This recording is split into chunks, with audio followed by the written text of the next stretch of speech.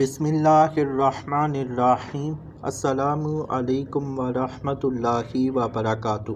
مسعود علی T V کی جانب سے آج آپ دوستوں کی بارگاہ میں حضرت سیداتنا رابعہ بصریہ رحمۃ اللہ تعالی علیہا نے نکاح کے لیے 4 سوالات کی شرط کیوں رکھی، اس حوالے سے کچھ باتیں پیش کروں گا۔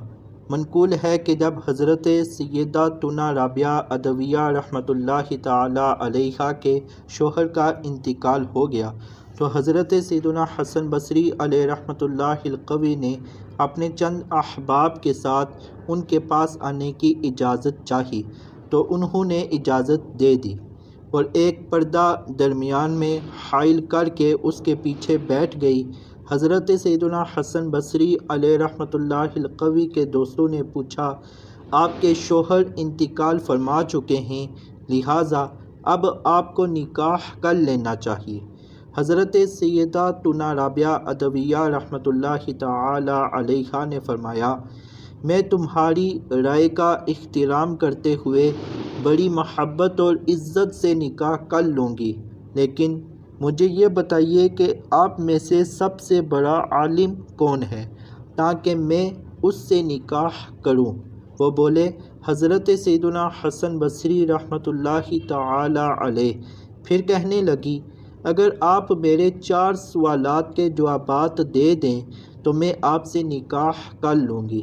حضرت سیدنا حسن بصری رحمۃ اللہ تعالی علیہ نے ارشاد فرمایا، پوچھو، اگر اللہ تعالی نے توفیق عطا فرمائی تو جواب دوں گا۔ چنانچہ انہوں نے درج ذیل سوالات کیے۔ نمبر 1، فقیہ عالم کیا کہتا ہے کہ جب میں مر جاؤں گی تو کیا دنیا سے مسلمان جاؤں گی یا کافرہ؟ آپ رحمۃ اللہ تعالی علیہ نے جواباً فرمایا، یہ تو غیب ہے جسے اللہ عز و جل کے سوا کوئی نہیں جانتا۔ نمبر 2، جب مجھے قبر میں رکھا جائے گا اور منکر نکیر سوالات کریں گے تو میں جوابات دے پاؤں گی یا نہیں؟ آپ رحمۃ اللہ تعالی علیہ نے فرمایا، یہ بھی غیب ہے۔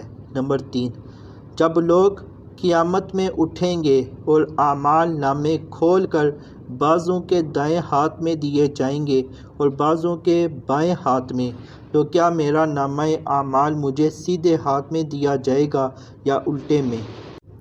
تو حضرت سیدنا حسن بصری علیہ رحمۃ اللہ القوی نے پھر یہی جواب دیا کہ یہ بھی غیب ہے۔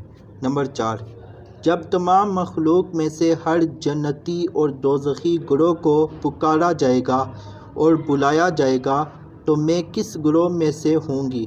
تو اس کے جواب میں بھی آپ رحمۃ اللہ تعالی علیہ نے یہی فرمایا کہ یہ بھی غیب ہے اور غیب کو اللہ عز و جل کے علاوہ کوئی نہیں جانتا۔